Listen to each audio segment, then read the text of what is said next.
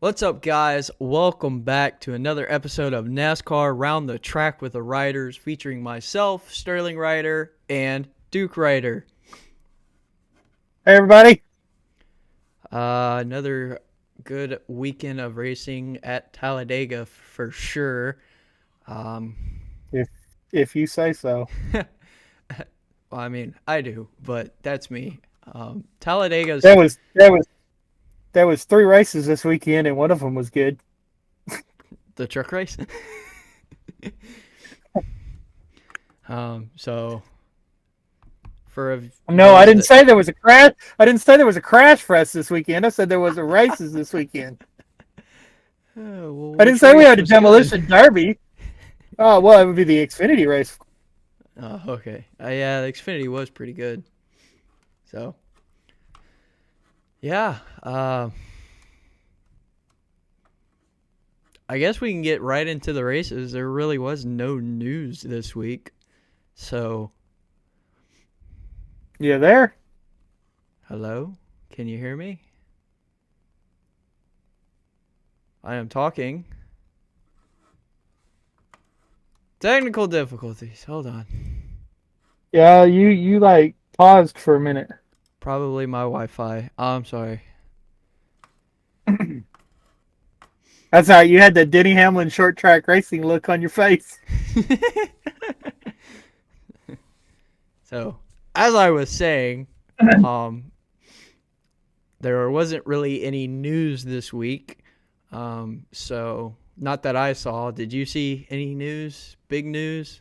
The only news this week was that there is no news. NASCAR said that they're close on the charter agreement. Brad Keselowski and Denny Hamlin said they didn't know anything about it. So, as far as news, really there is no news. NASCAR seems to think there is, but the owners are pretty sure that they're not in those conversations. So NASCAR, it's like where's NASCAR getting their information on these charter agreements if the owners aren't involved? So that's the only news really that came out of the week, except for, of course, we got to go back to Texas and we got to talk about Talladega. The whole scoring pylon thing was really a big deal on Twitter. I mean, it was something that a lot of people were talking about.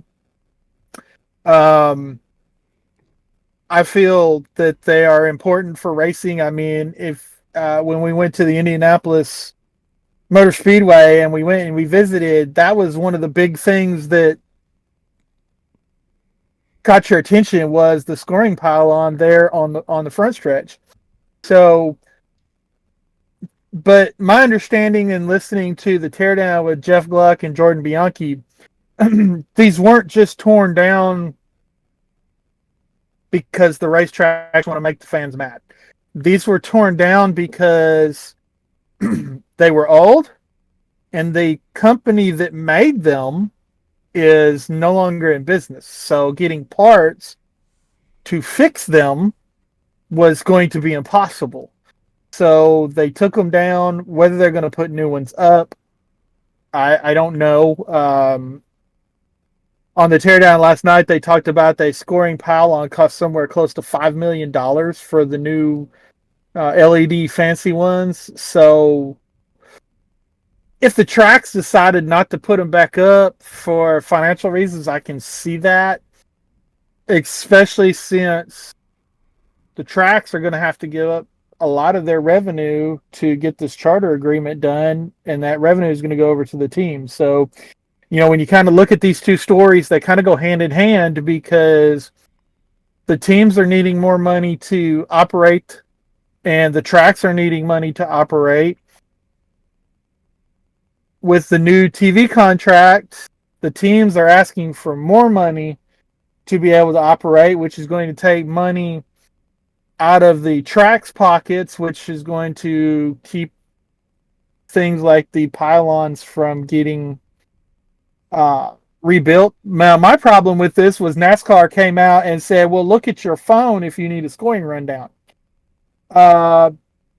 I don't know about you, but if I'm at the race and I paid good money to go to the race, I don't want to be looking at my phone. I want to look at the racetrack and what's going on the racetrack. So, looking down at my phone to see where my favorite driver is running is kind of killing the whole reason for going to the track. I mean, if I'm going to look at my phone to see where my driver's running at, what's the point of even going to the track? The other thing is, to my understanding, is the Wi-Fi, even though it's 2024 and NASCAR through the NASCAR Xfinity Series, and then also Xfinity is a partner of the Premier Cup Series, the Wi-Fi at the tracks still isn't all that great. Denny Hamlin on his podcast, he said he just turned the Wi-Fi off on his phone and used cell service, and he said thankfully the cell service was pretty good this weekend, so he was able to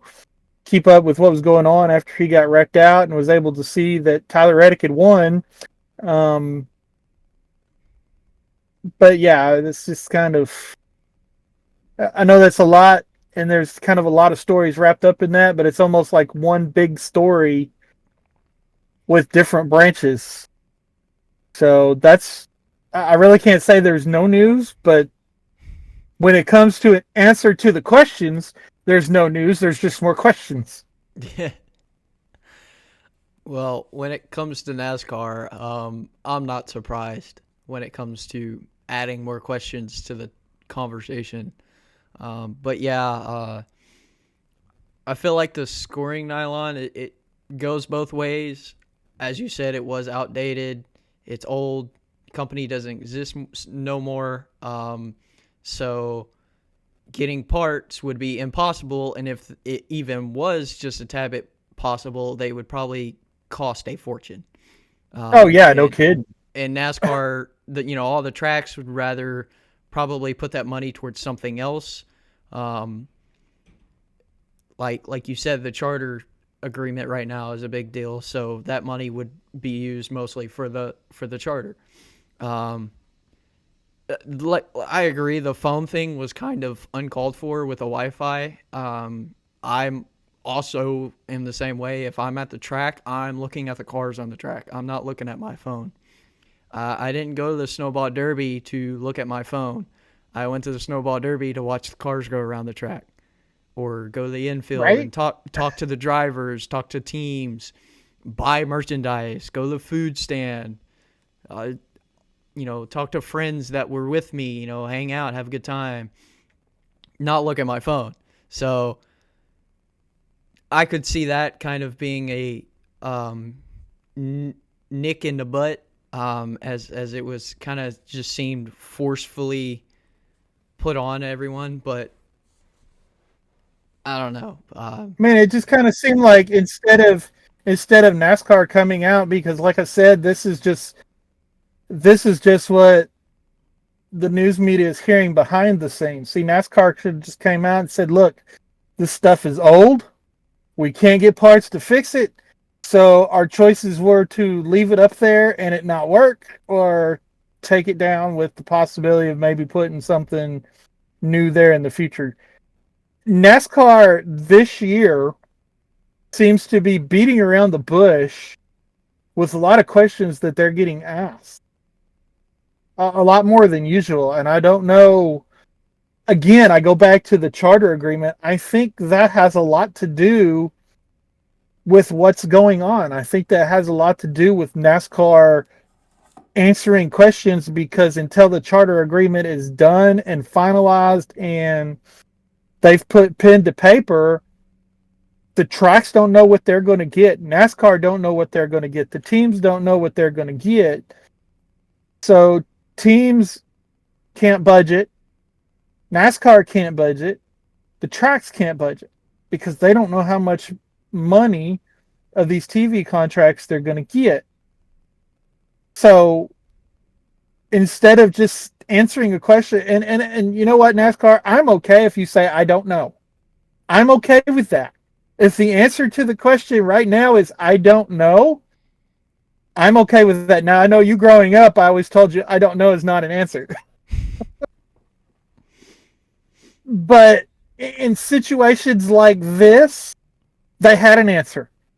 This stuff is old. It's got to go. It doesn't make any sense to do that. I mean, you don't, if the lights on your back porch light are burnt out, you're not going to, and you're going to replace it, right? Okay, well, if you can't buy light bulbs anymore to replace those kind of light bulbs, you've got to take that light fixture down and put up a new light fixture. But you're not going to go to the store and say, I'm just going to take it. You're not going to go to, if you go to the store and they're like, well, they don't make those light bulbs anymore.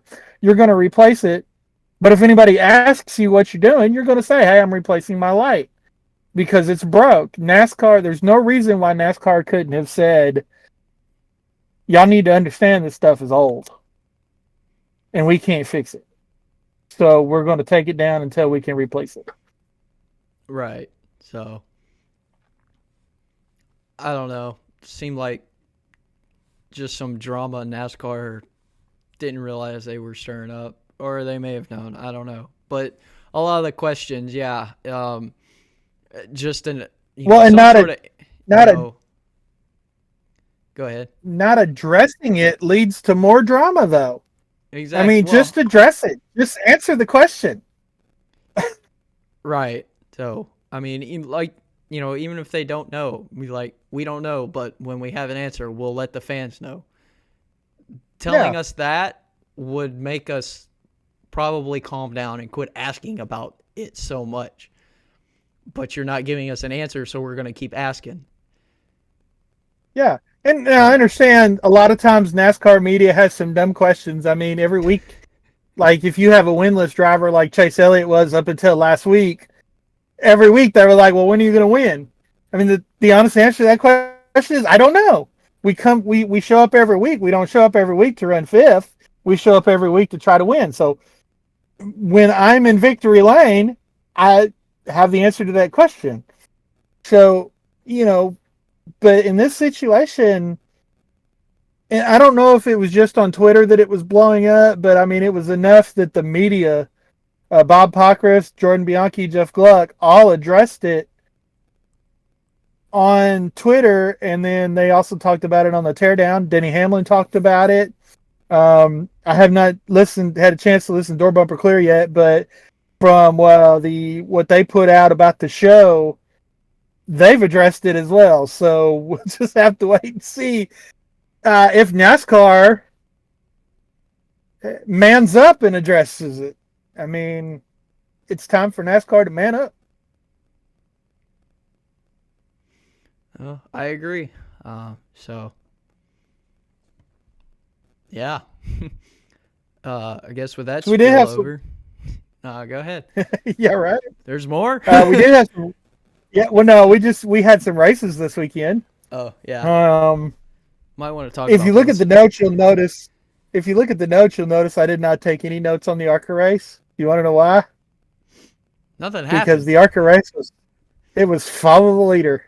I mean, absolutely follow the leader. They had one caution. It was the mid-race break, and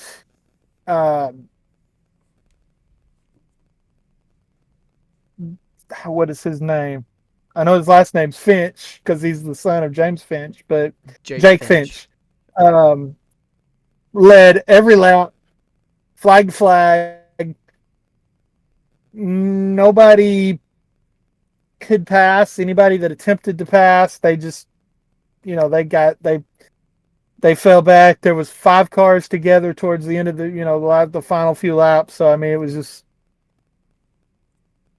the typical super speedway ARCA race, and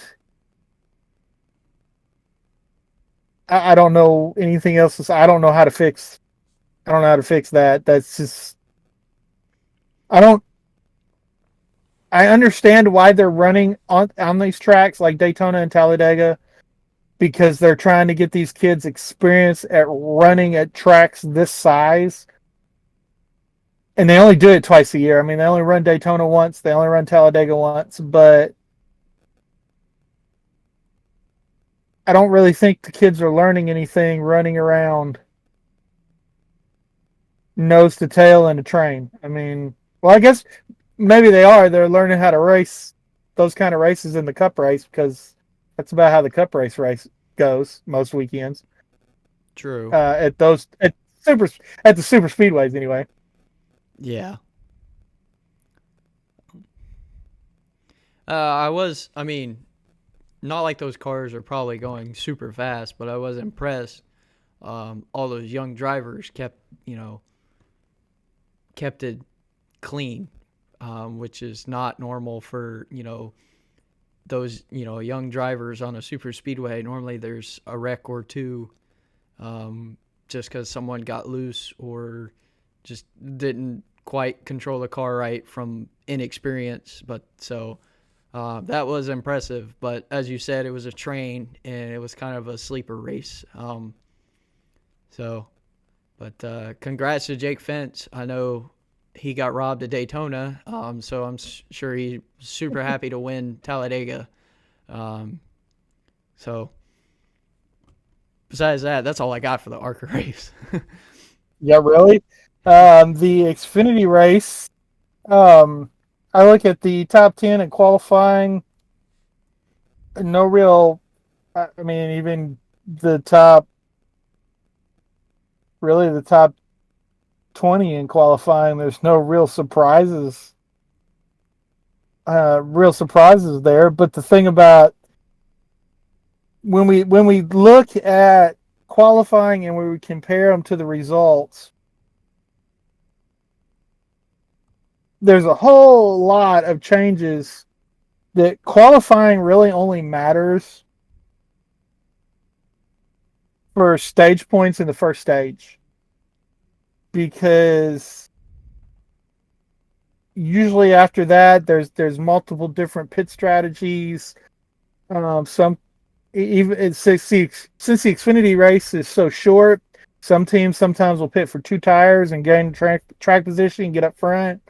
Some of them just ride in the back just to wait out the wrecks because we know they're going to happen. So yeah, but I guess the biggest shocker of all of qualifying was RCR was on the front row. Yep. Impressive. Austin Hill, of course, we know is proven, Daytona, he's proven that, he won. So he was also up front when he started that race. So not really a surprise there, but Love came out and impressed in, second spot. So RCR takes front row, which I don't think is normal for Xfinity at all. Well, I mean, they did it Daytona and Atlanta too, but the rest of the races this year, they've been started towards the front, but not on the front row. But the thing about these RCR teams and Austin Hill, I mean, he is Mr. Super Speedway with all of the wins that he has on the Super Speedway tracks. When they start out front, and they proved it this race too, up until Austin Hill got wrecked, that when RCR is out front, they are hard to beat. That is true. That is true. As an RCR fan, I would like to see that carry over into the Cup Series. Unfortunately, Xfinity Series success for Richard Childress Racing over the past several years is not translating into the Cup Series. I don't know what they got to do over there on the Cup side to get that done, but at least the Xfinity Series is helping them at least keep their heads above water when it comes to morale. I mean, because they're winning races, they're performing well, so that morale in the shop has to be, even though it's on the Xfinity side, has to help this team out quite a bit. Right. So, not really an eventful race. Justin Allgaier took a hard hit, though, there at the end of the first stage. Not near as hard as the hit as Eric Jones took yesterday. Oh my gosh. No, that was I kind of thought maybe there might be a chance for there to be a red flag the way he hit to repair the wall. But yeah, Justin Allgaier took that hard hit. Then there was a couple pileups, bigger wrecks throughout the race. But I got to tell you, coming down towards the end of the race, they get that overtime, that first overtime, and you got Shane Van Gisbergen running up front. You've got Haley Deegan running towards the front. Jesse Love is up front. Ryan Sieg is up front. Parker Kligerman's up front. Josh Williams is up front. All these guys are up front. And they wreck. Well, SVG ran out of fuel. I mean, he ran out of gas. I don't know if they miscalculated or because of the overtime finish, it just caused them to run out. But when they went green for that first overtime, he ran out of fuel. Kligerman, Creed, Kligerman, Creed, and Williams all wrecked when Jesse Love dove under the 48, and then we got a second overtime, and man, I felt bad for Ryan Sieg. He lost that tire. I ran it up front and lost that tire, but in that second overtime, I got to say I was disappointed in Riley Herbst because he had a run going and he got up behind the 15 car and could have pushed Haley up towards the front, kept his momentum, had a shot, pushed her out front. The two Fords there could have went, maybe went to the front and raced it out for the win there at the end, and Riley could have got him a win, but instead of pushing her, he just went high and left her hanging.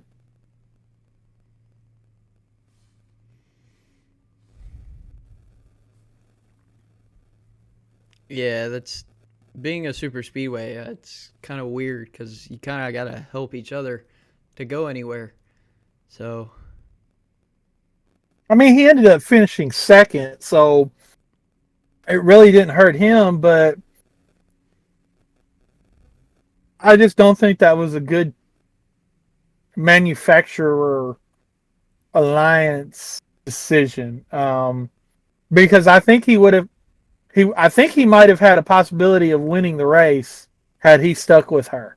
And it would have given her, a very impressive finish. I don't think she would have won. I don't think she would have been able to hold him and or Jesse Love off. But I think she'd have had a better chance. And so would Riley had that not happened. But man, you look at the top 10 and there's some names. There's some names that you expect to finish in the top 10, but there's a lot of names there that you don't expect to finish in the top 10. Yep, that is true. Jesse Love wins, as we talked about. Riley Hurst second. Then we got Anthony Alfredo in third. He's driving one of those cars that just isn't always in the race. So, he finishes third. You got Leland Honeyman in fourth. Brennan Poole fifth. Sheldon Creed sixth. Caesar Barcarella, I think that's how you say that, in seventh. Matt DiBenedetto, impressive, finishing eighth. Jeb Burton in ninth, and then Cole Custer rounding out your top 10. So there are definitely some names in there you don't normally see that high up on the finish. And then 12th is Haley Deegan. 13th was Kyle Sieg. Austin Hill rebounded after his wreck, finished 14th. And then look down at 17th. You had the dash for cash this week was Ryan Sieg, AJ Allmendinger, was it Sam Mayer? Sam Mayer. I think it was Sam Mayer and Justin Allgaier. Yeah. So you come down to the final restart. They start AJ Allmendinger, Ryan Sieg side by side on the restart. I think they started like 18th and 19th together. And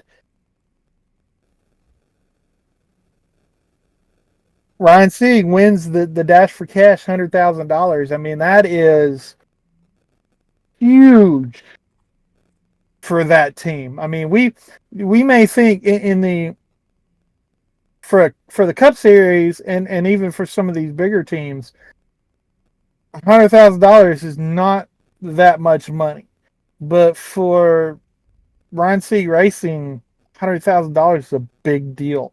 But even Junior has said that when they win, and Junior Motorsports has won more of these Dash for Cash races than anybody, he says that really helps that helps them break even on the year. So just imagine what $100,000 to a team like Ryan Sieg's Racing does for that team. It's definitely got a boost the morale, boost the team. It's definitely got to be a big help. So really glad that he got that. Because and it makes him eligible next week too. Yep. I mean, there was one point he was up front, and Allmendinger was kind of towards the back, and then the other two were already out. So, but then when he kind of went back towards the back due to overtime, it came down to an actual competition as they were, side by side. So impressive. Glad for Ryan. I'm sure he's super happy for it. May not be the finish he wanted overall, but it was a finish that got him some money that'll really help his team out. Yeah, and that finish, winning that $100,000, could be the difference in the next time he's running for the lead, like he was at Texas last week. That he has that little extra bit of engineering, maybe a little extra bit of horsepower in his engine, or downforce that they were able to build into the car because they got this money that gives him that edge and gives him that win.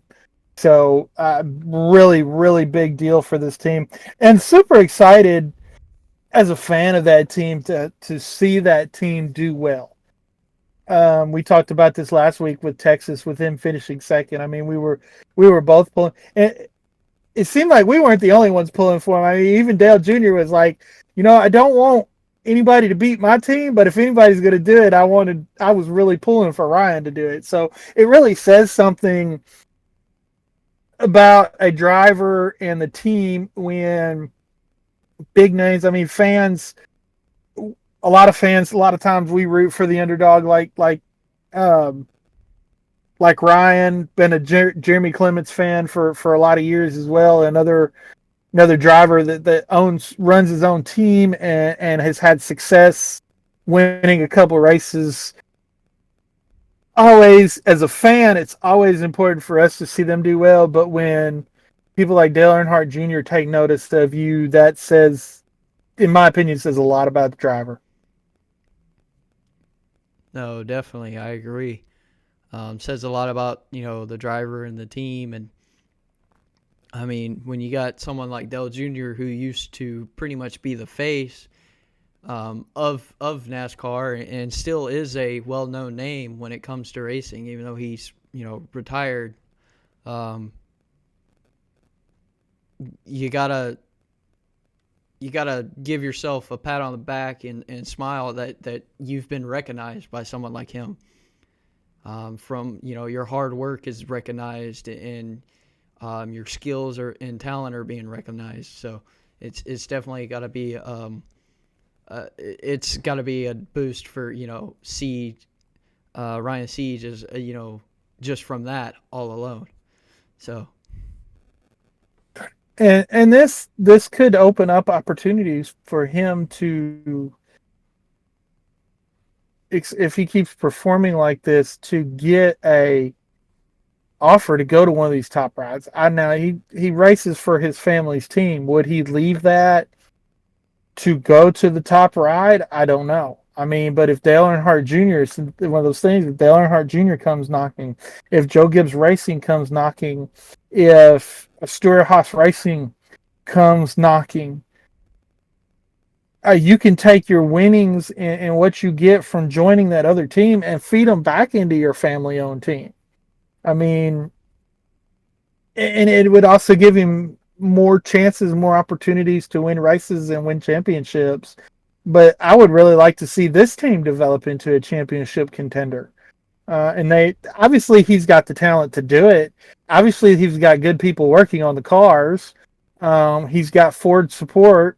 So it would be really, really nice to see one of these teams like him and Jeremy Clements that I mentioned earlier be a championship contender year in and year out, and even without the budgets of these top tier teams. right, and maybe not even just.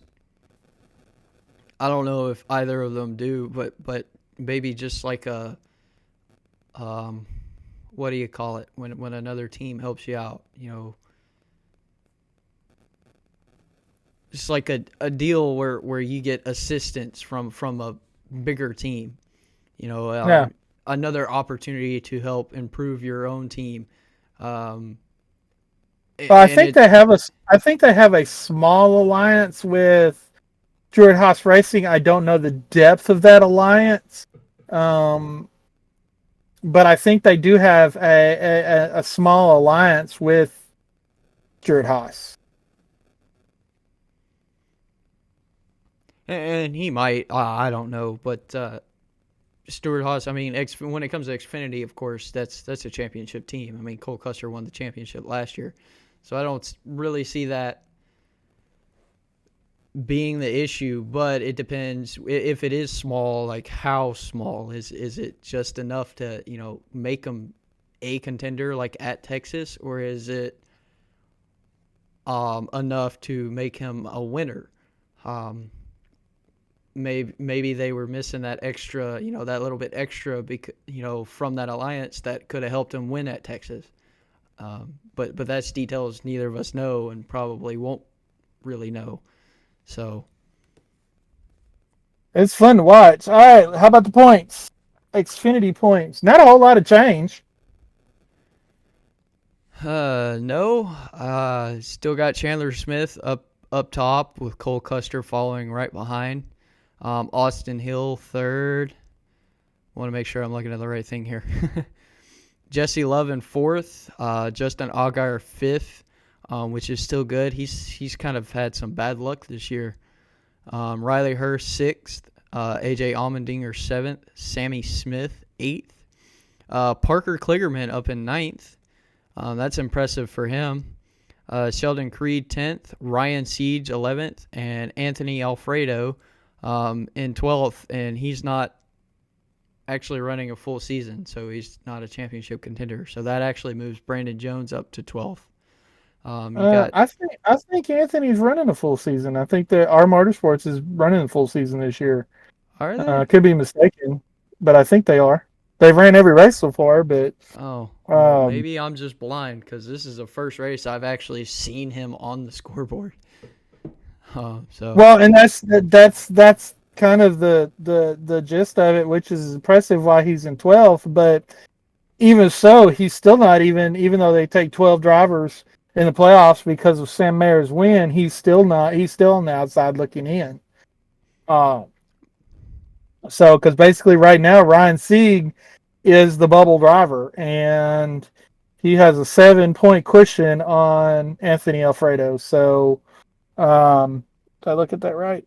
No, he's got a 5-point cushion on Anthony Alfredo. He's got a 7-point, 7 points behind Sheldon Creed, which that again we talk about the impressiveness of Ryan Sieg Racing.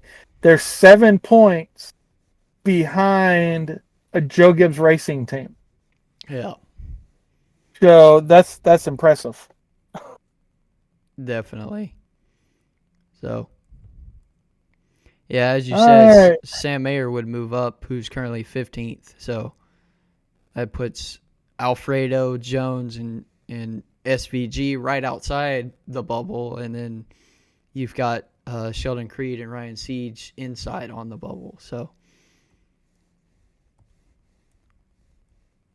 So what's supposed to be the main event of the weekend, I think it was more of the post show because I still say the Xfinity race was the better race of the weekend. But we had a Cup race. Interesting situation coming out of inspection Sunday morning. Or no, Saturday when they're pushing the cars to the grid for qualifying.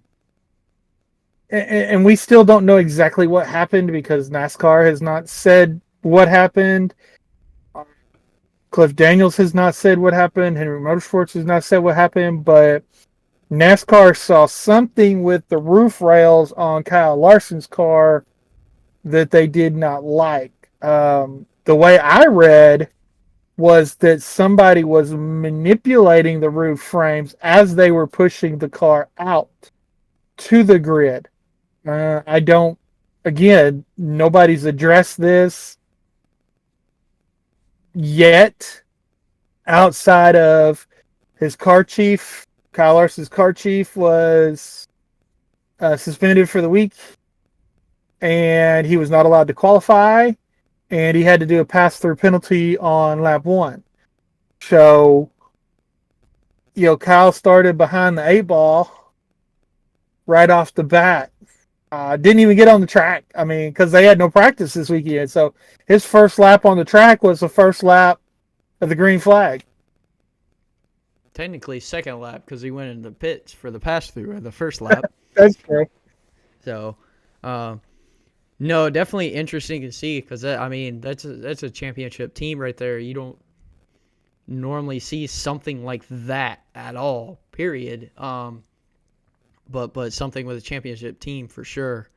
We already knew he was missing, half his pit crew from the week before, which he posted about it, back in 2000 when Morgan Shepherd did his own little pit stop. He kind of said that's how he would be this weekend. But I know definitely. Hendrick Motorsports has a little bit deeper team than what Morgan Shepherd had. I mean, Morgan's always had, when he's had his own teams, he's always had just a small amount of people working for him. So Hendrick Motorsports is a lot deeper than, but it was still funny, and Kyle showed that he had a little bit of a personality. Yeah. No, but yeah, and I would expect because when was it Ryan Preece and Noah Gragson that had this happen at Atlanta with the roof rails? I would expect there to be some sort of penalty come out either tomorrow or Wednesday. And again, it's probably going to be around the same, which I think, what was it, 25? It was like 25 points or 35 points and $50,000. I mean, it wasn't. Yeah, I think it was like 35 points, driver points, and then there was some sort of fine penalty. It's nothing like the $100,000 in 100-point penalties that we've seen in the past. Yeah. If it comes out in time, it'll be attached at the end of this, just like last week when I talked about suspensions with, because quite a few teams actually had somebody suspended. Kyle Larson having multiple, but So I'll probably talk about that. Hopefully it comes out in time before this goes into the. Man, that was a long list of suspensions you had to read off last week. Yeah, it was. There were quite a few. And I didn't know of any of them until you tagged me in the Twitter post, and I was like, oh, that's a lot more than I was expecting. So.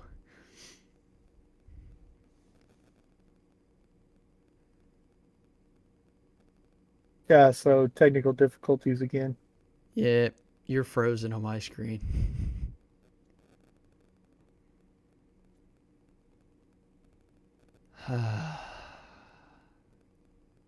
Technology. Dude, I don't even know. It's probably my Wi-Fi.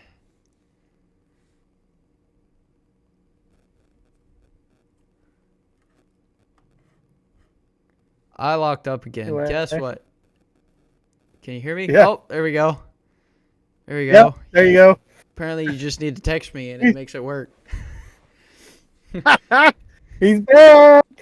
So anyway, qualifying. Michael McDowell with his second pole of his career. Second pole this year as well. Austin Cindric, Todd Gilliland, third. Man, RCR started out really good with Kyle Busch and Austin Dillon, fourth and fifth. No other real major shockers in qualifying. Give a shout out to SVG. His first oval track in a cup car, and he goes out and qualifies 17th. Pretty impressive. I don't know. I don't know what made them make this decision to have him run his first race on the biggest track that NASCAR, the biggest oval that NASCAR runs. If it would have been me in his shoes, I probably would have been okay with it until I got to the track, and then I'd have walked in and I'd have turned around and been like, "Nope, you better call AJ because I ain't driving." But yeah, good shout out to him. Good starting position. Cody Ware's back. Beware of Cody Ware. Sorry, I don't. That's one of those drivers, y'all, that I don't understand why he still has a NASCAR license. I mean, he wasn't so much this weekend, but usually he is just a moving roadblock. Yep, pretty much. So if you're a fan of the Dukes of Hazzard, it's almost like following Roscoe. I don't recommend. Right? So this was an interesting race from strategy positions. There was a lot of three wide racing there the first 3/4 of the race. But the only reason that they could get three wide was because they were fuel saving, because we saw at the end of the race that when they were going full throttle, going 100%, the third lane was not going. You saw Chase Elliott move up and tried to get that third lane going, and then a couple cars pulled out in front. And when Ty Gibbs got up and got in front of that line just, they just evaporated and went to the back. And yeah, Gibbs moved over. You could tell he hesitated. Of course, it looked like he hesitated on screen as he went to move over, and was like, nah, and then he did move over. And because of that hesitation, that basically put him in front of that line to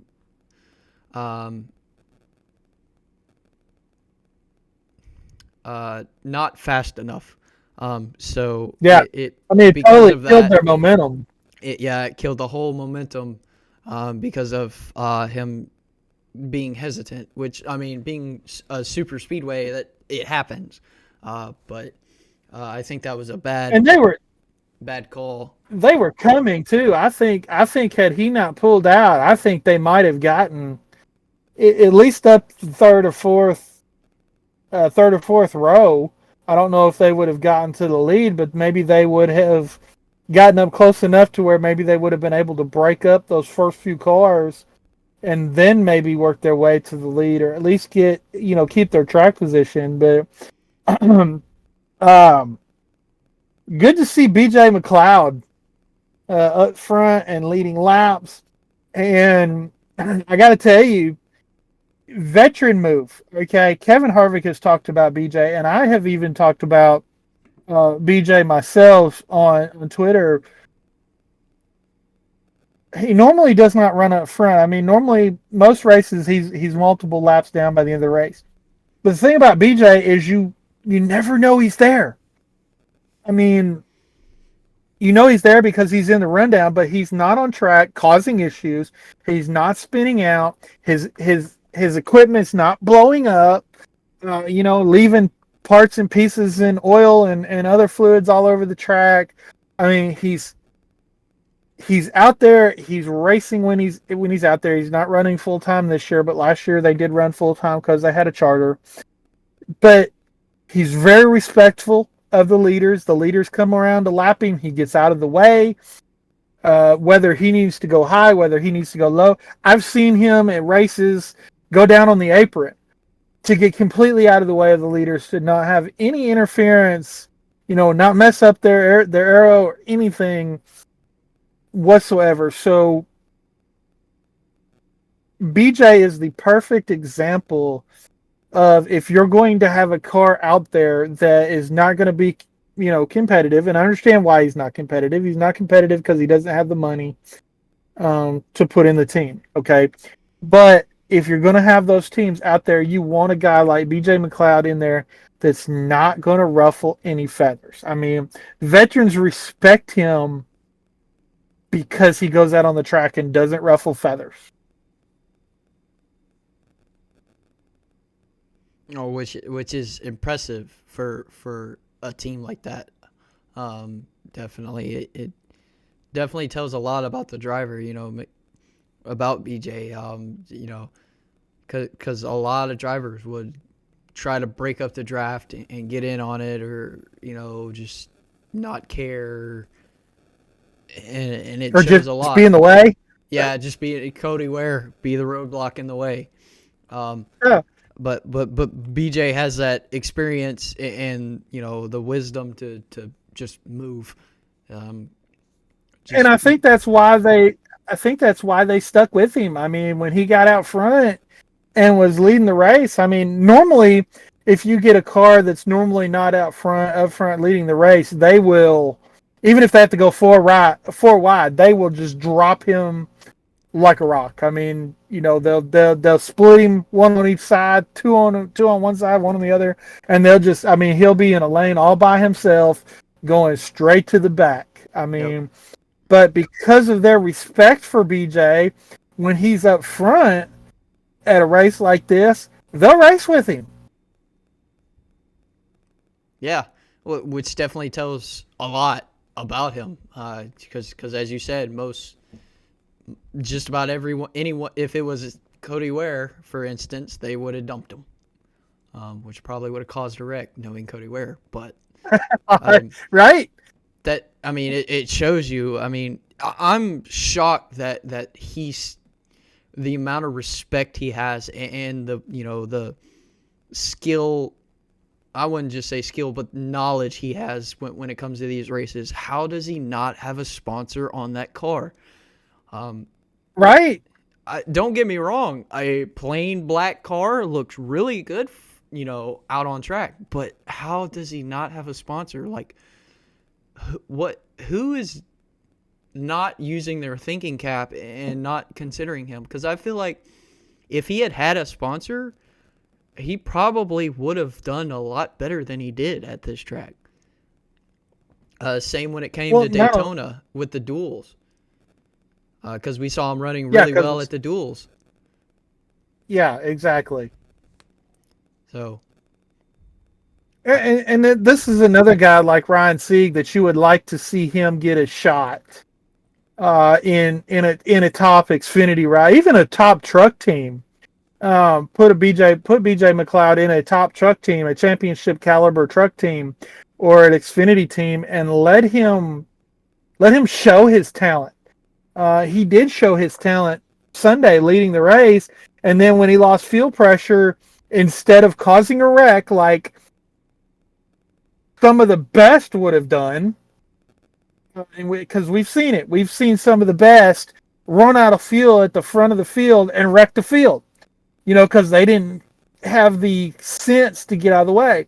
BJ lost fuel pressure and got himself up out of the race, scraped the wall a little bit, but he was willing to do that to his car to keep from wrecking the field, because that's how much he respects the drivers he's racing around, and how much respect he wants and deserves from the drivers around him, is that he's willing to do that. Because like I said, we've seen championship winning drivers run out of gas at the front of these fields and wreck the field. Yeah. Because they're out of fuel. It definitely speaks very loudly for BJ with how he handled his situation. Because losing fuel pressure isn't the driver's fault. That's just an equipment malfunction. There's nothing you can do about it. So to move out the way, everyone, after racing with everyone, he just moves out the way. It says a lot about him and the respect he has for everyone else and the respect that everyone else has for him. So it definitely speaks out. Yes, so a couple of spins that I want to mention. In first stage, Denny Hamlin spin coming on the pit road, he hit some water. And then later on in the race, Corey LaJoie coming off of pit road, they were 4 wide and he hit some water and spun out. It's just one of those things that happens when you have as much rain as Alabama had this week, as Talledega had the past few days. They're not going to be able to completely get 100% of the water out. The water under the track is going to come through the holes and the cracks in the track and whatever. So, but it was something that we don't see all the time. But it was really interesting to see that NASCAR didn't call cautions on either one of them. They let them straighten it out. And of course, Denny he spun into the 42 and got it going right away. Same thing with Corey. So there really wasn't a reason to bring out a caution. But in the past, NASCAR would have been really quick. Really quick to throw a caution on those situations. Yeah. I'm not really shocked that they didn't on Denny's spin, because he was already on pit road. There was no damage. Maybe a little fender bender from hitting Nemechek. But he spun and just went on, and it was already on pit road when it happened. But Corey LaJoie's, I was kind of shocked because that was right at the start finish line when he spun. So I was kind of shocked they didn't call that one. But it may have been, as you said, they got it going right back, and so they saw no need. But definitely, I don't think that was a normal NASCAR call. No. So Austin Cindric wins stage 1. Joey Logano wins stage 2.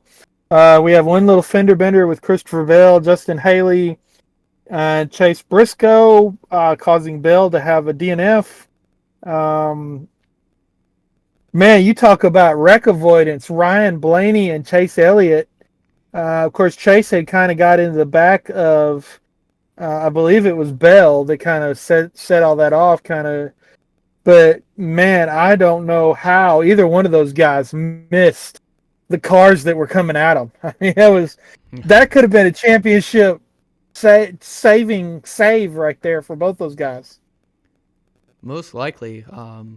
Ryan Blaney, we know he's currently, a current, defending champion, and he's won at Talledega multiple times. So impressive to see him still, pretty good, even though he's not running up front. To get through a wreck at Talledega is definitely impressive. Same with Elliott. He's only won at Talledega once, but to get through a wreck like this, it's impressive. So Yeah, because most of the time those would be 15-car wrecks, yep, 10 minimum. exactly. So did a really good job. But then we get into third stage and we get the typical super speedway. It took them a while to get there, but we get the typical super speedway choo-choo train. Everybody gets up top and starts running and saving fuel. But the Toyotas decided to do something different. When they got in their fuel window, they pitted. And honestly, they had an advantage on the rest of the cars on track because the rest of the cars on track were trying to go longer and stretch their fuel and then have a shorter pit stop. But they weren't running all out. Well, the Toyotas were going to be able to run all out. And then they got to turn 3, and let's just say yeah, right? Good way to describe it. This happens almost every super speedway race at Talledega and Daytona. Somebody thinks it's a good idea to push into the corner, and somebody in front of them, 2 or 3 cars up, thinks it's a bad idea to push into the corner, so they have a wreck. And that's exactly what happened here. John Hunter Nemechek was trying to push the 23 car through the back of the 43 car, and the 43 car was like, nope, we don't need to go. We don't need to wreck. He was behind Tyler Reddick, and he knows, we're coming up on the corner. I need to back off. He backs off. Bubba backs off. John Hunter Nemechek does not back off. And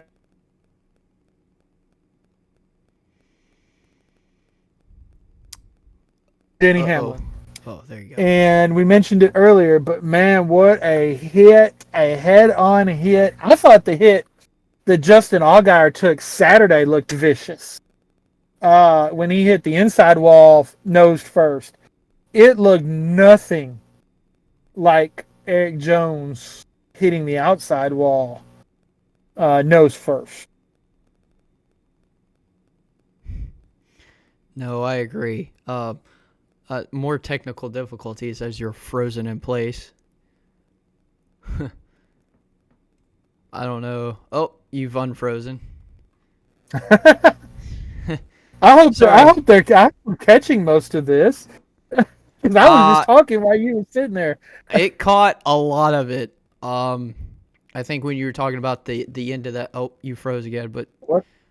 Oh boy, wow, internet is not working well today. We still recording? Yeah, we're still recording. Thankfully. Okay. I don't want to restart all this. It's a lot of time. All right. So what was the last thing you heard? Well, it caught everything. The only thing it really cut out was when you were talking about the caution with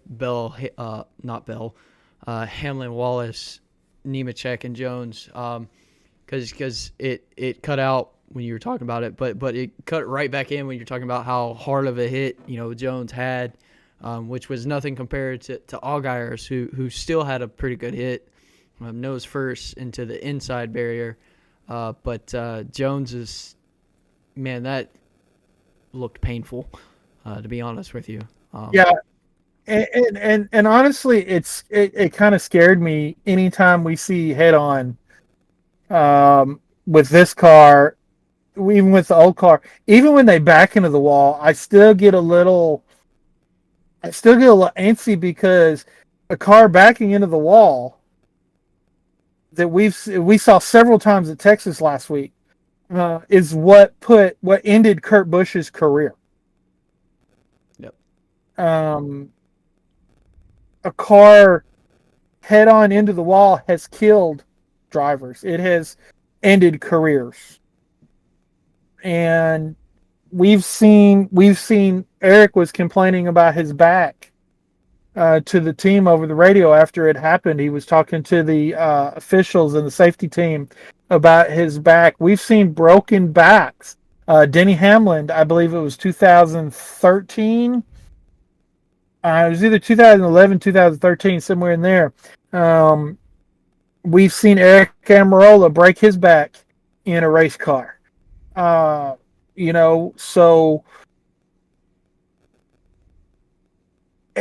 seeing Eric Jones take that hit always makes you always kind of makes you put you on the edge of your seat and to see if they're going to get out of the car. He went to the infield care center. They interviewed him.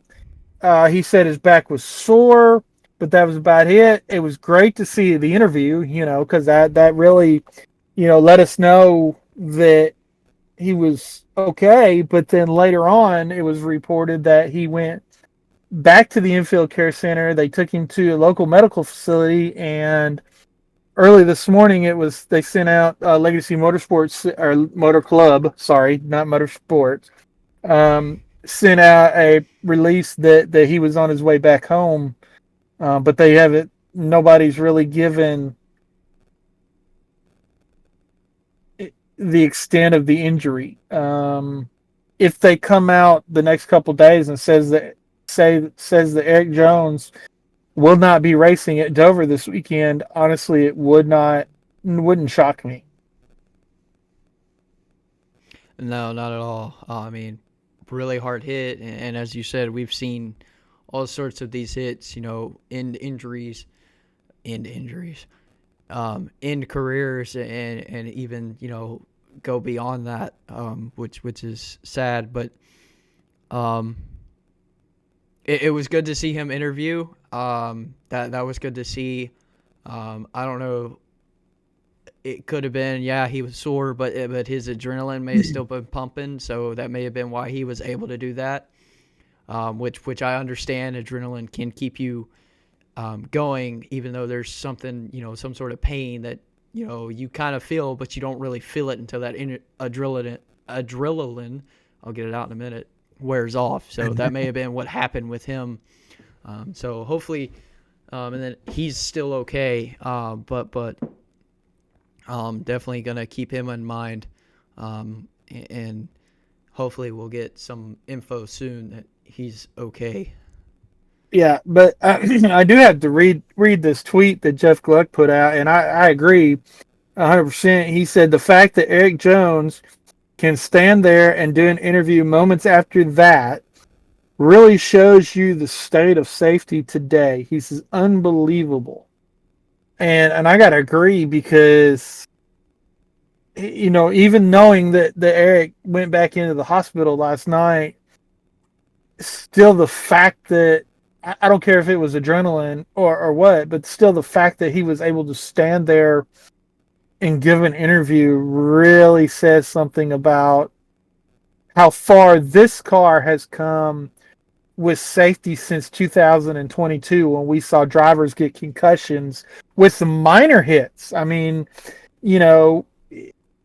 careers ended with minor hits. And then to see a vicious hit like this, and to see that, Eric Jones is still able to come out of the infield care center and do an interview, says a lot about the safety of this car and how they have come with they've come a long way with this car in the past couple of years. I don't think they're quite there yet, but I think they've come a long way. No, definitely, I definitely agree, because I mean, not only was he standing there, he was standing straight up. I mean, you could not tell that he was hurting. I mean, he said he was sore, but you couldn't really see it. So he definitely shows the these cars are, I mean, they're pretty much built on safety. I mean, NASCAR hammers anyone when something safety wise is not in rules regulation, because that's how serious it is, which it should be. I mean, we've seen some big wrecks that haven't ended careers, but they were pretty scary. I mean, we've seen Austin Dillon fly in, roof first into the catch fence. That was pretty scary. I mean, he was upside down, the car was crushed, but he crawled out and he was okay. So NASCAR has definitely taken a lot of consideration in putting safety in these cars, which is good. Well, and then Ryan Preece's flip at Daytona last year, was another one of those crazy. How did he walk away from that moment? Definitely. You question it, but it's really good. I'd rather question how did he walk away than question why didn't he. So Yeah, exactly. like I said, NASCAR's really putting the hammer down when it comes to safety, and it's showing. I agree we're not 100% there yet, but I believe eventually NASCAR will be there. Of course, again, there's only so much you can do when it comes to a sport like this, especially. But they're still putting in the effort to do the best they can. So Yeah. So this wreck was an unnecessary wreck. I mean, they were second. They were a lot faster than the pack. They were doing what they needed to do. They were running full throttle. They should have, especially Nemechek, should have just backed off a little bit going into turn 3, and it would have kept this from happening. But it set up Tyler Reddick and Martin Truex Jr. for the final run to the green flag because they'd already pitted. So when the caution came out for these other Toyotas that wrecked and other people had to pit, they were able to start out front. And them pitting early got all that track position and went out. And Michael McDowell, he did a masterful job going back and forth, controlling the line. A run would come from the bottom line, he'd go down there. A run would come from the top line, he'd go up. He did a really good job going back and forth, defending against Tyler Reddick and Brad Keselowski. Did really, and it looked like there towards the end that Michael was not good, that they weren't going to be able to pass him. We talked about the third lane trying to make a run.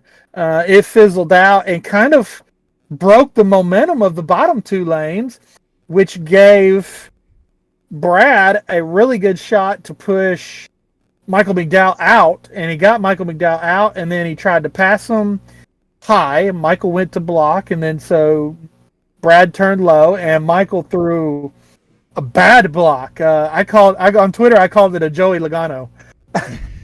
Because these are the kind of blocks that we see Joey throw all the time at these types of tracks when he's about trying to win the race. It was a bad block. No, definitely. I think the biggest thing though is you had Noah Gragson pushing Brad Keselowski when he had come back down, still trying to pass McDowell. And because of that extra push, it gave him that extra momentum. So when Michael came back down, that momentum just changed the difference of how that block went. If there wasn't that push from Gragson, McDowell probably would have had a clean block. But because of that extra push, I feel like that's the reason why we kind of had a catastrophe that happened. Well, see, I look at it differently because I think had that not been there, I think McDowell would have kept going. I think his car would have turned left and he went spinning out through the tri-oval. But again, it would have kept the mayhem of those final 500 feet from being what it was. Because we had cars sideways and crossing the finish line. We haven't. And the irony of this is the last time we saw a car do that, it may have happened since then, but the last time I remember a car doing that was Brad Keselowski driving the 88 car for Junior Motorsports, and he had that white Navy car, and he rode the wall. I forget where it was. It was at one of the smaller tracks. I can't remember exactly where it was. It might have been Richmond, but that was the last time I remember somebody riding the wall. But Josh Berry got up in the air on top of Corey LaJoie, who was up in the air. Well, and Corey LaJoie was upside down on top of another car. So we had a 3-car pileup, literally. We had a burger of cars. And we had a Corey LaJoie sandwich. Yeah, literally. Um, and Okay, that caused. Go ahead. so that brings up the next big thing. I've seen pictures. I've seen a lot of pictures, good pictures that gave us good visuals of this incident. Okay, but Fox didn't have a good shot of it. I'm not surprised. Of And course not. we're gonna talk a little bit more about that here in a minute, but we're gonna talk about the real race of the weekend, the best race of the weekend, the commercial 500 here in a minute. Um, but so Tyler Reddick wins. Man, how much fun was it to see Michael Jordan and Tyler Reddick's son? That was Oh, such an that awesome was. moment. That's definitely. That's not a moment every kid. I mean, every kid would No, dream of that moment. So definitely a special moment for um, Tyler Reddick's little boy, and probably for Michael Jordan too, because like you win at Talledega, and your driver just won. You're holding his son. You're about to go celebrate in victory lane as an owner. Um, for the first time. This was for the the first time he was there when they won. Yeah. So definitely huge. Um, I'm a huge Michael Jordan fan. Um, I mean, if you really know I basketball, almost pulled out the Bulls hat for this, but I chose not to. I It could was have. going to be too much work to get to it. Well, we don't play like I we could do have in the '90s, so it wouldn't have I been could much. I could have brought out my Jordan jersey though. I mean, I could have I brought out 23 or 45 because I still got both of them. I I could have put on my sweatshirt, but I didn't think about it. No, Well, I I tell just. you what, next time they win, I will wear the jersey of the winning car number. Well, there you go. I don't have either of those jerseys, but I can put on the sweatshirt or my other Bulls jersey. I plan on getting a custom one, so might just get that. Yeah, might be time to order that one. To wait for Yeah, that. so okay, we're 10 races in. This is the 10th race of the season. And this was Ford's best opportunity to win since Atlanta.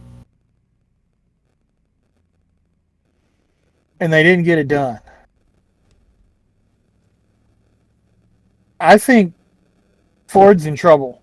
I think it's time to press the panic button.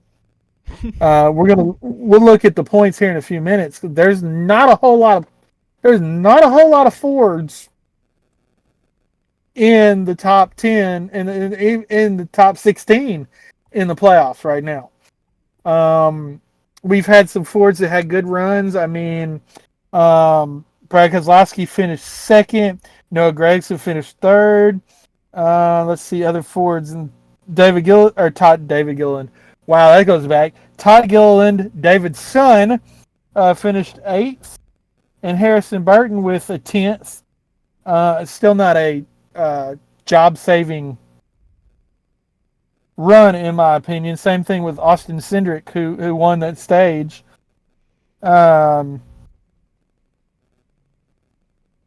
But again, let's see, Austin ended up finishing 23rd. Yeah. So again, we got some Fords running up front, but they're still not able to cross that line. And like we talked about, Penske swept the stages. So it's not like they weren't fast. They couldn't get it done. I mean, we're 10 races in. This was their chance, and they didn't get it done. When's their next chance? Daytona? That's going to be a tricky one because that's the cutoff. That's the last race of the regular season. Well, So, this year it's Darlington because of the schedule. oh yeah, that's right. But it's Oops. but they but still, I mean, Daytona's the next to last race. So But do they have an opportunity to win between now and then? You think they'll perform? They haven't performed on the short tracks. They haven't performed on the intermediate tracks. A road course, maybe? I don't know. I don't. I don't see them having the all-out raw speed that the Chevys and Toyotas have. Yeah, well, yeah, but when road course, we've had one road course this season, and they still didn't really perform well. So I really don't know. They're not performing like they normally do, and it's not good. As the with teams and the manufacturer both, they need to sit down and figure out what's wrong so that they can fix it and be a contender every weekend. I mean, we saw they had a really good chance. I mean, we had Michael McDowell leading. We had Brad Keselowski right behind him. I mean, Noah Gragson, Josh Berry right behind Brad. And, but, I mean, McDowell kind of threw that one out the window, trying to go for it a little too hard, and it cost the Fords. Cost a lot of the Fords. Yeah, so... Josh Berry, Josh Berry was running. There was one point in time that Josh Berry was in front of one lane, and Noah Gragson was in front of the other lane. And that, man, I tell you what, that was really cool. But even there at the end of the race, you had Michael McDowell, Brad Keselowski, Josh Berry, Noah Gragson, all right there running together. And then when calamity happened, you had Brad and Noah that were able to get through it. And that was it. I mean, so I think they've got to. It's time, in my opinion. There's 16 races left, so we're a little over. We're almost halfway through. We've got 3 more races, and we'll be halfway through the regular season. If they don't win in the next 3 races, they're really going to be in trouble. I mean, really going to be in trouble. And I don't see them winning in the next 3 races. No, I don't. I don't either.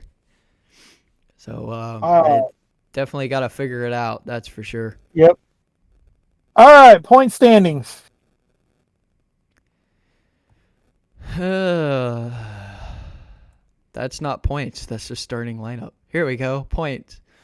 Even after the catastrophe he had, Kyle Larson still leads us in points. With Martin Truex Jr. right behind him. Really, still no shocker. I mean, both of them have been running pretty well all season. Was kind of expecting Martin to take first over Kyle because of the goofiness Kyle had for this weekend, but I guess Kyle was. Well, he was caught up in that last wreck too, so both of them were. I mean, that may have been what done it. Just enough difference to keep him ahead. I mean, well, I say that, but Truex is 15 points behind Larson. So, Chase Elliott in third. Woo. William Byron fourth. Tyler Reddick fifth. Denny Hamlin sixth. Boo. Ryan Blaney in seventh. The first Ford in the point standing is seventh, and it's the former champion. Ty Gibbs 8th, Ross Chastain 9th, Alex Bowman 10th, Bubba Wallace 11th, Chase Briscoe 12th, the second Ford, Christopher Bell 13th, Brad Keselowski 14th, Logano 15th, Buescher 16th. And then on the bubble, we got Kyle Busch and Austin Cindric. It's got Daniel Suarez at 18th, but he has a win. So in playoffs, technically, he's already above the bubble. Which knocks Buescher out, which leaves Logano, Keselowski, Briscoe, and Ryan Blaney as the only Fords in the top 16 in points. and like you mentioned, Ryan Blaney's 7th, and everybody else is back. Everybody else is close to. I mean, from 10th on back, they got to be careful because if we have more winners from outside from outside, because we've got people that can win. We got a Kyle Busch that can win. We've got. I mean, you look back through the points, and there's really not people that which some of these people have won. I mean, Austin Dillon's won on few mileage races. We got Noah Gragson and Josh Berry. If they hit it right, that they're gonna, they'll be able to win. Eric Jones, if he's not injured enough where he has to get out of the car. Eric Jones has won before at Darlington. I mean, in this team with this team, so we could still see other people win that could knock a Joey Logano or Brad Keselowski out, or even a Chase Briscoe if Chase has a few bad runs. So Ford, I mean, they really got to panic. I mean, right now nobody can touch Gibbs and Hendrick. You got Tyler Reddick kind of in there, but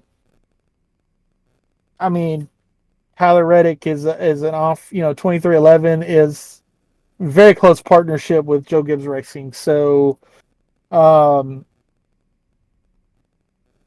think it's going to be interesting to watch how all this plays out the rest of the regular season, and see how that's going to go. No, definitely, it's going to be interesting to see if Ford can pick something up here, and if not, what's next for those teams then. So, all right. Well, you want to talk about the biggest race of the weekend? The commercial 500. Yeah, the biggest race. See who could get to the refrigerator the most. And boy, do we have ample opportunities to go to the refrigerator, or go to the bathroom, or go outside and mow the yard and not miss a single. You go outside and mow the yard 15 minutes and not miss a single lap, because they would come back, run a half a lap, go to commercial. I mean, at least that's the way it seemed. I mean, and then they missed the wreck at the end of the race. Yeah. Oh, yeah. The first wreck, the one with Christopher Bell. Guess what? We're at commercial.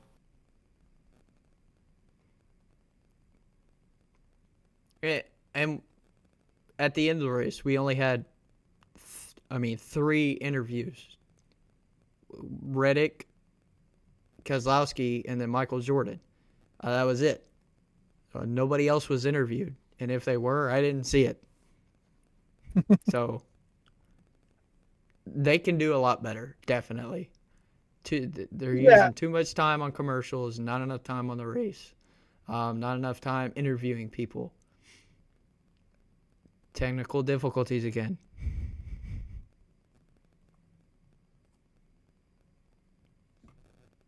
Give it a minute, y'all. Internet's not that great where he's at. There we go. You're still frozen, but you're back.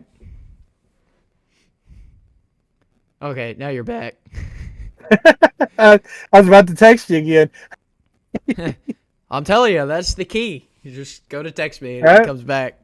So yeah, it was. Now again, and I mentioned this before. I watched the IndyCar race from Long Beach. I didn't get to watch it until today. Guess what? If there was green flag racing on the track, we were side by side commercials. I can't understand. I know that these, Fox and NBC, and next year the CW and Amazon and TBS or TNT. I know that these media companies are pouring a ton of money into the sport for the rights to televise these. I know they got to pay their bills. What advertiser comes and says, I want to sponsor a motorsports race, that has a lot of green flag racing, and I'm going to insist you show a full screen commercial. I don't care if the fans of the sport miss on track action. I don't care if they miss cautions. You've got to show my ad as a full screen ad. As a person with a public relations degree, as a person that has dealt in marketing a lot in my life, and a lot of what I do even now with the position and the job that I have is marketing. You got to sell. I got a product. I got to sell it. Okay. Well, I mean, I'm giving my product away, but you know what I mean. You don't want to sell your product at the expense of the fan. There's no reason that we can't have side-by-side commercials in NASCAR when there's green flag racing on the track. If it's under caution, show me a full screen commercial. I don't care. I'm not watching it anyway. I'm going to the bathroom. I'm going to get something to drink. I'm going and getting a snack. I'm, going to run to the mailbox. Not really on Sunday, but on Saturday maybe run to the mailbox. I'm going to go. I'm not paying attention to the commercials anyway under green flag or under yellow flag. But under green flag, I want to watch the racing. I'll listen to, and I'm more apt to listen to your commercial up in this corner of the TV when I'm watching the race down in this corner of the TV. Okay? When it's a full screen commercial break, I'm out of the room. I'm not paying a lick of attention to your commercials. I don't know about you, but that's just that's me. I'm usually out of the room, not paying attention, or I'm looking at my phone, scrolling through Twitter, again, not paying any attention to your commercial.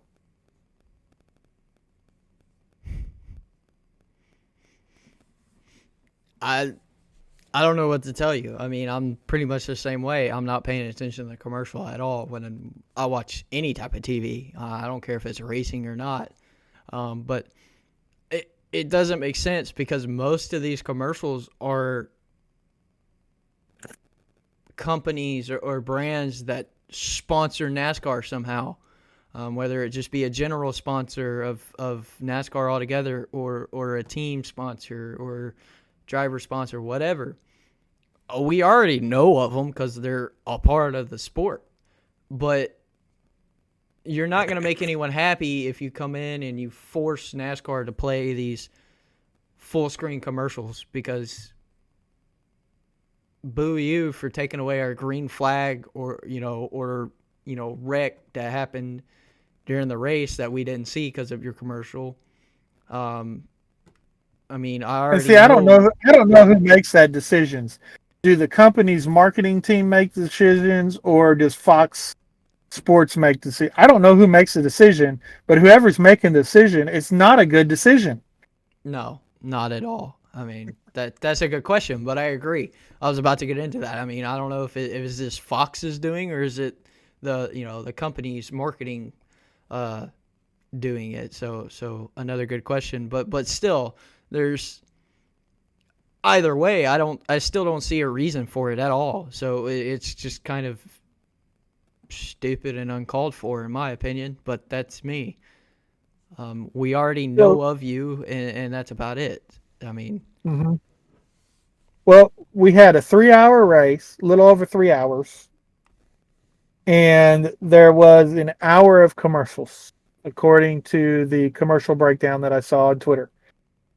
So out of 3 hours, I got to watch 2 hours of the race.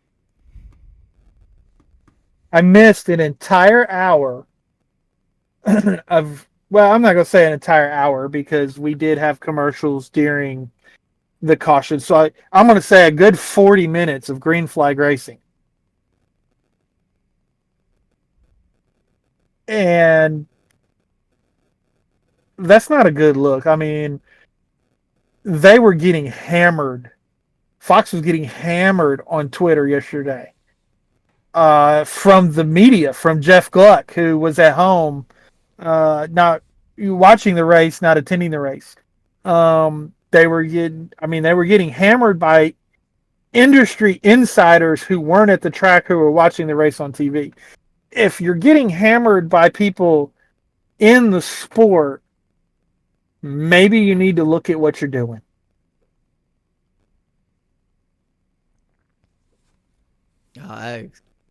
Exactly.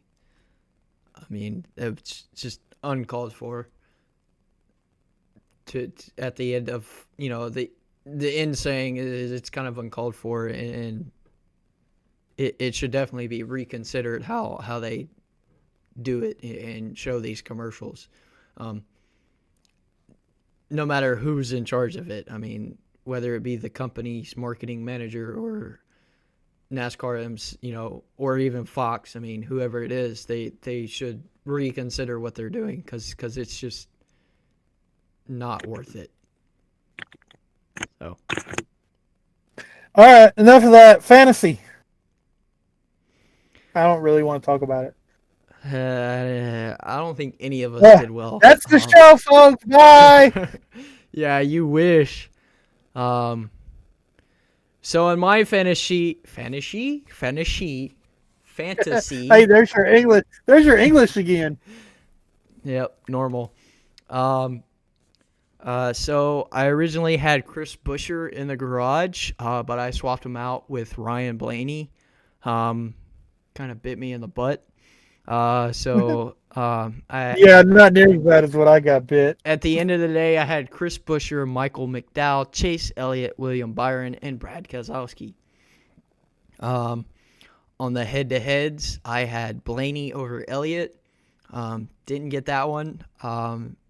But I had chose Blaney because he's, won here 3 times before. You consider him a contender, like unlike how LaJoie versus Austin Dillon. This was kind of a toss-up, so I went with Dillon just because he had a better starting position. Also got that wrong. Daniel Suarez versus Eric Jones. I picked Suarez. Eric Jones kind of had a tough break with the hard hit he had. Again, I still hope he's okay. And then Gregson versus Gibbs. I had picked Gregson. So I got 2 of 4. But still didn't do very well. That's all right. My lineup, I had Michael McDowell. He had me going. I thought I was going to make out really good with this. And Michael McDowell, Joey Logano, Chris Buescher, Ryan Blaney. I had a lot of Fords. I mean, I was really hoping that Fords were with it. And I had Kyle Busch. I had to throw a Chevrolet in there. And then I had Brad in the garage. When we got to the end of stage 2, the reason I didn't swap Brad out was because at the time, Brad was not up front. No, that's fair. Everybody else in my lineup was way ahead of Brad. So I was like, I just leave Brad in the garage. Well, yeah, that come back to bite me in the butt really bad because, and the thing is, had I swapped Brad out for anybody, I would have swapped him out for Kyle. So, but anyway, head to head, I had Chase over Blaney. That one worked out for me okay. I had Austin over LaJoie. That didn't work out too well. Let's see here. I had Eric Jones over Daniel Suarez. Had Eric Jones not been in that wreck, that would have been an easy win there. And then I had Ty Gibbs over Noah Gragson. Again, not very well. So you gained some points on me. You're up to 18-15, and I'm at 17-50. So, and then poor Trey hasn't even broke 1,500 yet. So no, he didn't even break 100 points for Talledega. I mean, for just Talledega, I mean, we all did pretty bad. I mean, I had 152. You were right there at 100, and then Trey had 70. So, of course, knowing Trey, he just probably didn't change his lineup at all. I didn't ask him because he's at work right now. He's been at work pretty much all afternoon, so I wasn't able to ask him. So, come on, buddy. It takes like 20 seconds to change them. I mean, But in our 1v1s here, we broke even. Again. Yeah. Austin Hill, Jesse Love. I mean, Hill was doing really, really well, and then he got into that wreck. Didn't make me happy. I was like, darn, you're going to win this one. But Jesse Love first, Austin Hill 14th. Great win for the rookie, though, for sure. And Absolutely.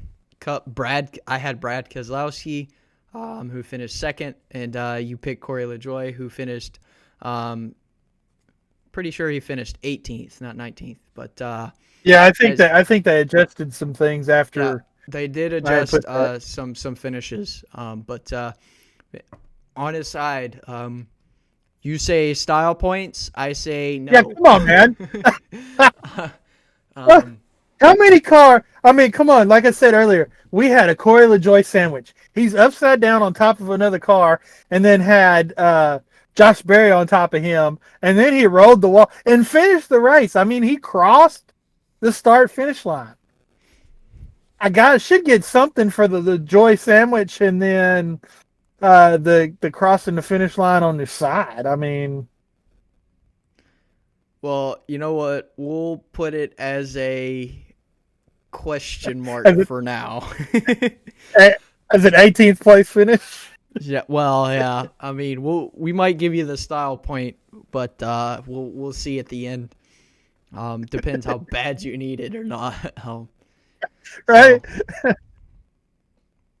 All right, so let's see here. You went first last week, right? No, you did, because did I?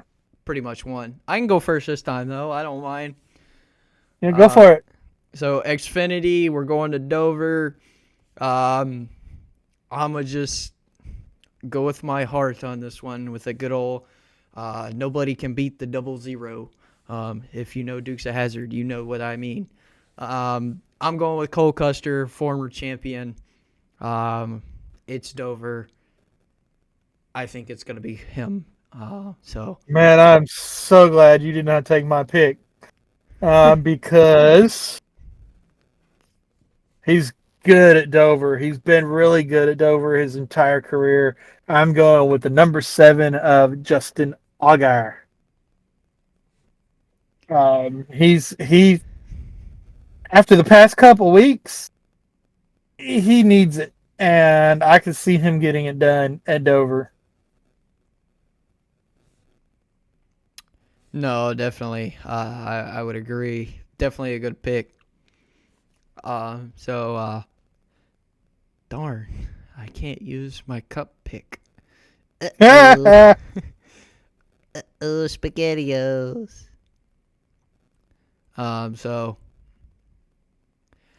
Man, that's a tough. That makes this tough. Then. I forgot to go and look at the results from last year's Dover race too, like I normally do. Yeah, I didn't even look. Shoot. Well, I don't know. I really don't. All I do know is I'm not picking a Ford. So. Dang, I picked him too. Daggone it. Have I picked him? Yes, I have. Darn. This is when it gets tricky. I know who I'm picking too. You can't pick him because you've already picked him. Darn. Thank you. You made my pick easy for me. I was looking at your list. I was like, I haven't picked him yet. Yeah. Okay, well, cool. While I'm still racking my brain and keep trying to choose people I've already picked, go ahead with your pick since I can't pick them. Come on. He got his very first Cup win at Dover. Driving the number 1 car for DEI. And he's going to get another win at Dover this weekend if he doesn't have to crawl on the box and choke his crew chief, Martin Truex Jr. No, that's a good pick. That was one of the picks. I was like, I could pick. Originally, I was going to pick Chase Elliott. I mean, he got his second career win at Dover. And then I picked him already. I was like, crap. All right. Truex. Nope. Picked him too. And then I was like, then I was like, Denny. Nope. I've picked him too. So I'm kind of at a loss here, but I mean, I'll just go with it. I mean, I'll Kyle Larson. I mean, have you not picked him yet? I could have sworn you picked him. I have picked Kyle, so never mind. Dadgummit. All right. Yeah, you picked. I'm just trying to. For y'all that don't know, we cannot pick the same Cup driver until it resets when playoffs start. So now you have not picked. You've not picked Christopher Bell, and he's usually pretty good at Dover. You haven't picked Alex Bowman. He's pretty good at Dover. That is true. With you saying that, I'm actually going to pick Alex Bowman. Jimmy Johnson's racing Dover. I'm not picking He's the Jimmy winningest Johnson. driver. I could care He's the winningest driver. I'll pick Alex Bowman. It's probably going to bite me in the butt, but I mean, he's had some solid finishes, some good, good amount of top fives, some top tens even this season. So I don't know, maybe we'll see. So yeah, I'll go with Alex Bowman. He'll be my just get out of the way pick, I guess. Oh man, get out of the way pick. Yeah, I wonder if he appreciates that.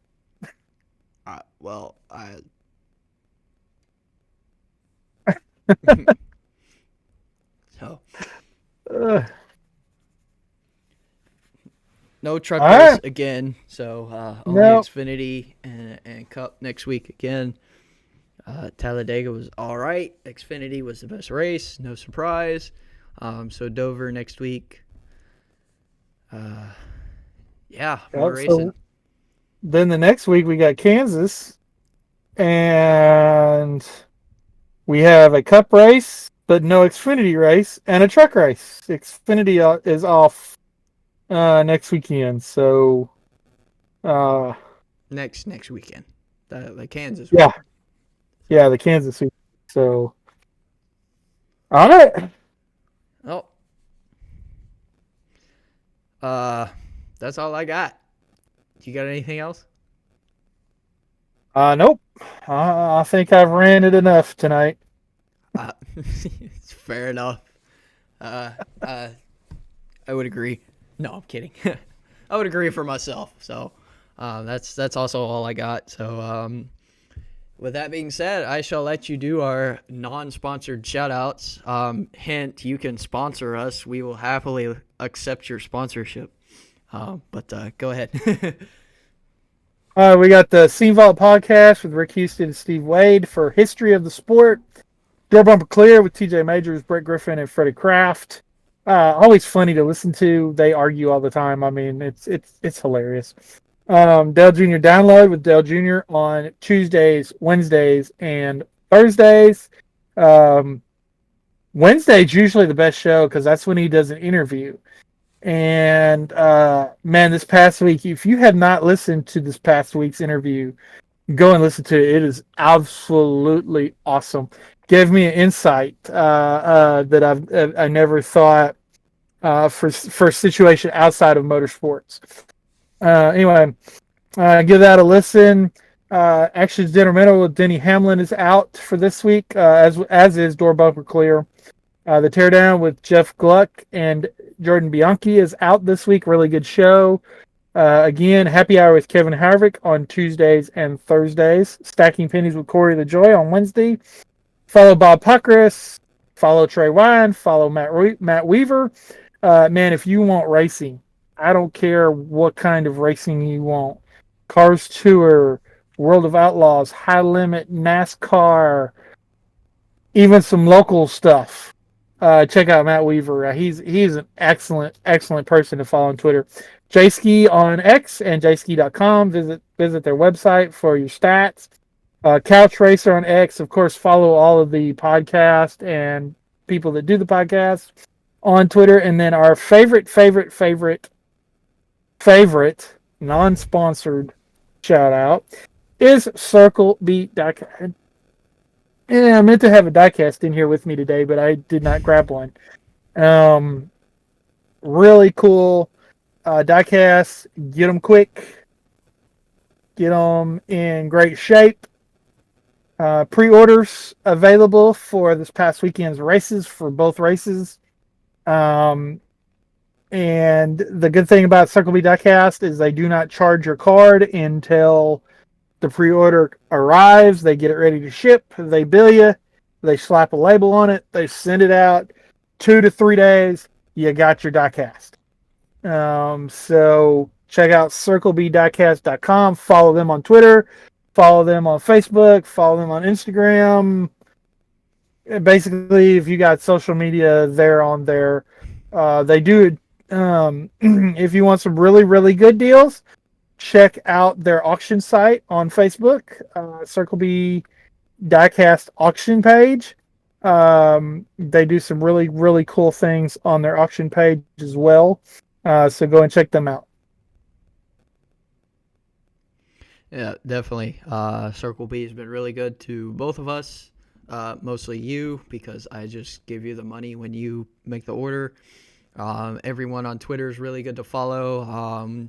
Keeps us up to date if we can't really follow the race ourselves. And then all the podcasts really good to listen to. So, of course, listen to ours first. No, I'm kidding. Kind of.